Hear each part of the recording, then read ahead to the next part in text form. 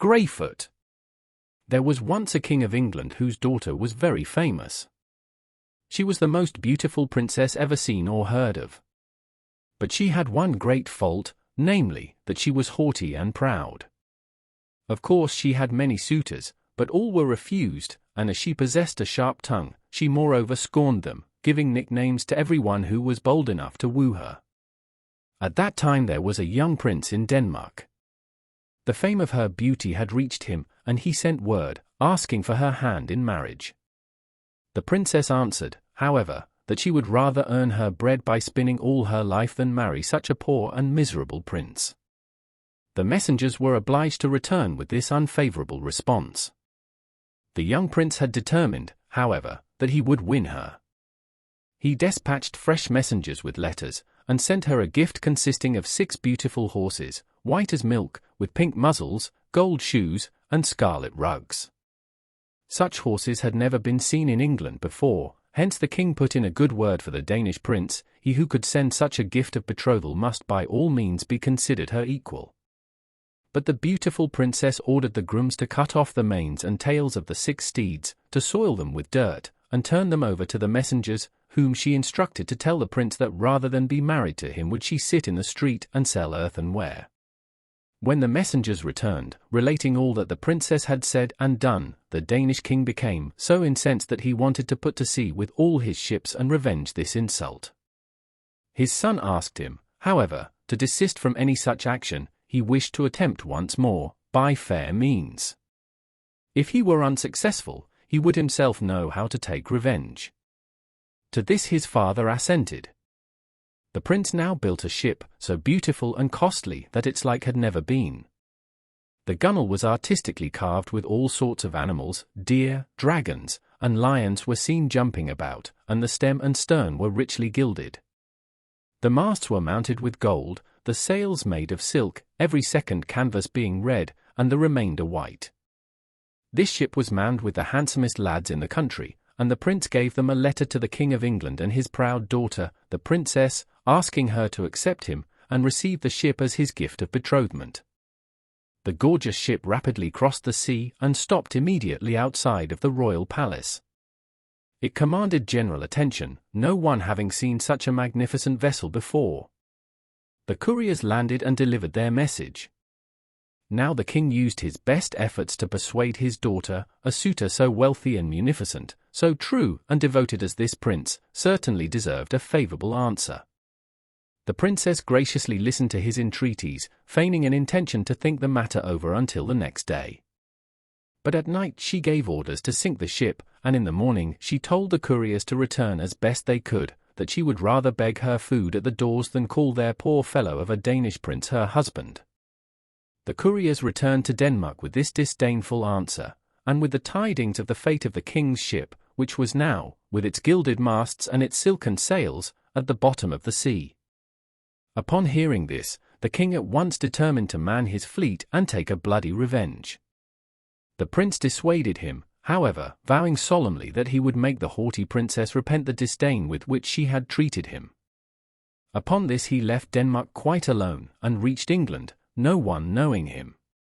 Disguised, as he was, in an old hat, dingy clothes, and wooden shoes, he arrived at the palace towards evening and asked the herdsman for a bite of bread and a couch. He obtained both, and during the night kept company with the cows in the stable. The next morning the beggar, Greyfoot, so he called himself, sought and obtained permission to help in driving the cattle to their watering place. The latter happened to be situated exactly outside of the windows occupied by the princess. Greyfoot now opened a bundle which he had brought with him, and produced a golden spindle which he proceeded to use in driving forth the cows.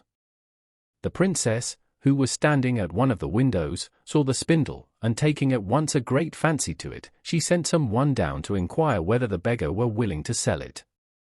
Greyfoot answered that he did not care to sell it for money. The price he asked was permission to sleep outside of her door the following night. No, said the princess, she could not think of such a price. Very well, answered Greyfoot, that settles the matter, and I keep my spindle. The princess had taken it into her head, however, that she must possess the beggar's treasure, but as she did not like anyone to know that such a poor-looking man was admitted to the palace, she sent a secret message by one of her maids, telling him to come late at night, and to be gone early in the morning. This he did. When the princess looked out of the window the next morning, she noticed Greyfoot chasing the cows with a golden reel, and at once sent one of her maids down to inquire whether it could be bought. "Yes," said Greyfoot, "and the price is the same as yesterday." When the princess heard this, she was not a little astonished by the audacity of the beggar, but as the treasure could be obtained in no other way, she assented, and everything passed as on the previous night. The third morning Greyfoot drove the cattle to the watering place, as usual, but this time he was using a weaver's shuttle of pure gold. She sent for him, and when he appeared in her presence she said, "Now, Greyfoot, how much do you ask for this treasure of yours? Will you take $100 for it?" "No," answered Greyfoot, "it cannot be bought for money. If you will permit me to sleep inside the door of your room tonight, you may have it." "I think you are mad," said the princess. "No, I cannot hear of any such price. But I am willing to pay you $200. "No," said Greyfoot again, "it must be as I say. If you want the shuttle, you must pay the price which I ask. Otherwise, I will keep the treasure myself." The princess looked at her maids, and they looked back at her, and all looked at the magnificent shuttle. "She must possess it," whispered the maids. They would sit in a circle around her, keeping guard the whole night. Finally, the princess told Greyfoot that he might come late at night. They would let him in. He must be careful, however, and tell no one, since they were all running a great risk. When it grew late, and the princess was about to fall asleep, the maids were all sitting around her, each one holding a lighted candle in her hands. Greyfoot entered, and quietly stretched himself on a rug near the door. But as the maids were not accustomed to much waking, one by one they became drowsy, and very soon every one in the room was soundly asleep. As the ladies had rested little during the 2 previous nights, it was no wonder that the sun did not wake them very early the next morning. The king, who was accustomed to see his daughter at the breakfast table, became alarmed when she did not appear as usual, and hastened to her rooms. Imagine his surprise when he found, outside of her door, an old hat and a pair of well-worn wooden shoes. Opening the door quietly, he stole into the room. There the princess was, fast asleep, with all her maids, and so was Greyfoot, on the rug inside the door. Usually the king was a very amicable and quiet man, but when this spectacle met his eyes he became angry. He controlled himself, however, and called his daughter's name aloud. She awoke, and so did the maids, who at once escaped in all directions. But the king turned to his daughter and said, "I now see what kind of company you prefer, and although it is in my power to let this fellow hang and have you buried alive, I will allow you to keep each other. The minister shall unite you in marriage, whereupon you will both be sent away. I will never bear the sight of you again." The king left them, and shortly afterwards the minister appeared with 2 witnesses. The haughty princess was married to Greyfoot, the beggar. Then the couple were at liberty to go whither they desired. When they passed the barn door, Greyfoot turned to the princess, saying, "We cannot walk on the high road in this style. You must change your clothes before we depart." So they paid a visit to the herdsman's wife, who gave the princess, now Greyfoot's wife, a gown of linsey-woolsey, a woolen jacket, a cape, and a pair of heavy shoes. "That fits better," said Greyfoot, and they walked away. At first they walked each on his own side of the road, without speaking, but in a little while the princess raised her eyes to look at the man who was now her rightful husband. To her astonishment she observed that he was neither old nor ugly, but really a handsome young man, in spite of his old and dingy clothes. Being not accustomed to walk very far, especially with such heavy footwear, the princess soon felt exhausted, and said, "Dear Greyfoot, do not walk so fast." "No," he returned, "as I have now been burdened with you, I suppose I cannot leave you on the open road."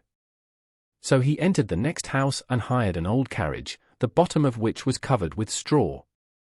They now drove on, until at length they arrived at a seaport. Greyfoot immediately sought and obtained passage for himself and his wife, as servants, and the princess felt much relieved when at last they were out of her father's domains, although she had no idea of their destination. The voyage ended in Denmark, and when they had safely landed, Greyfoot proceeded to rent a small hut in the neighborhood of the royal palace. It consisted of only one little room with a stone floor and an open fireplace where she must prepare their frugal meals.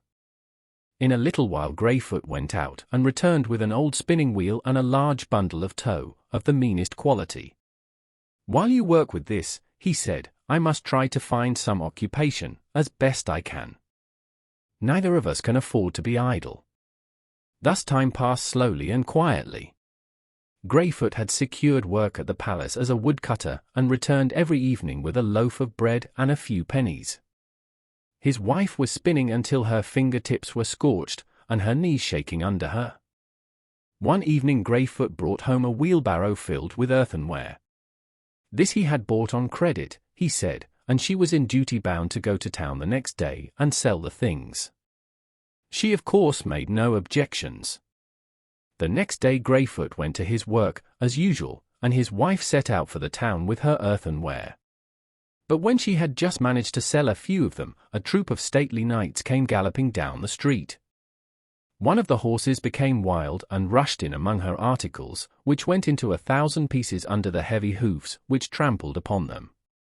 The riders pursued their way, but the poor princess returned to the hut and, sitting down, wept bitterly.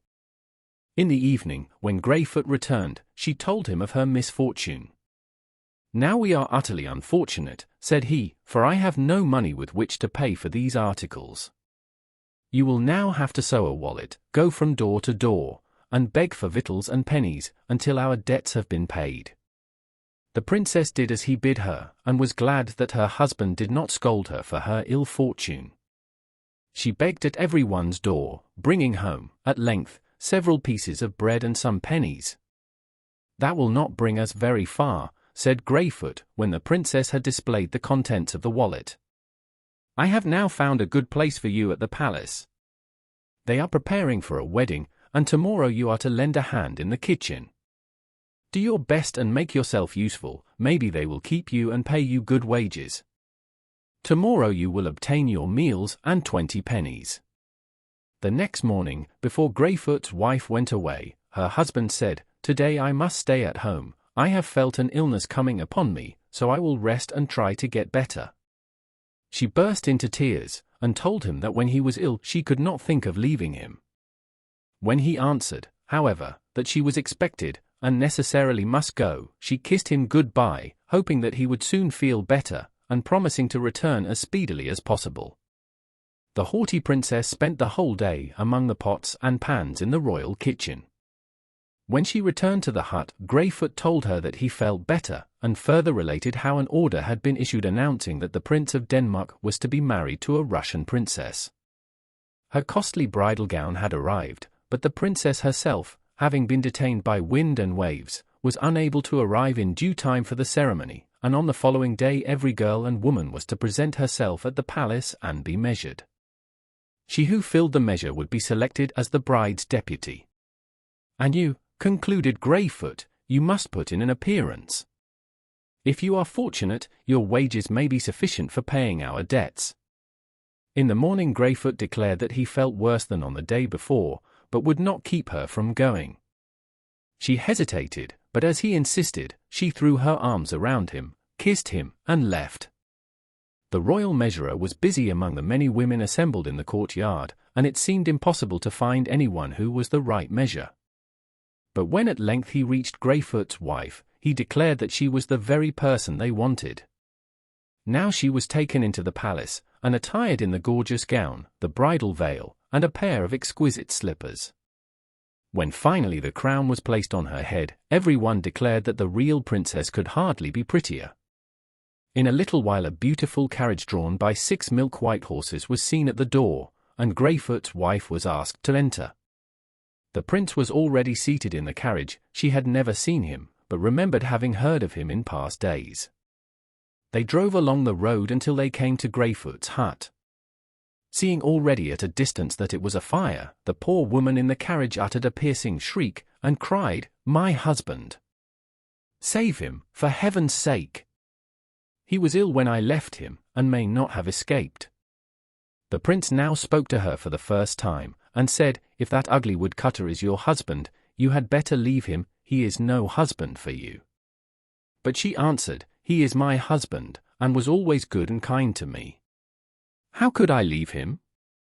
Even if you offered me the place which I am now occupying for your real bride, I would refuse it, and gladly return to the hut where I have lived the happiest part of my life." The prince smilingly answered, "You are my real bride, and kept your word when you said that rather than marry me would you earn your bread by spinning, or by selling earthenware, or beg for it at the doors." Now she recognized him, and throwing her arms around him, she said that her sufferings had been of great benefit to her, and that she would now stay with him forever. Thus the haughty Princess of England became Queen of Denmark. This happened so long ago, however, that hardly anyone remembers having seen her. But the story is true, nevertheless.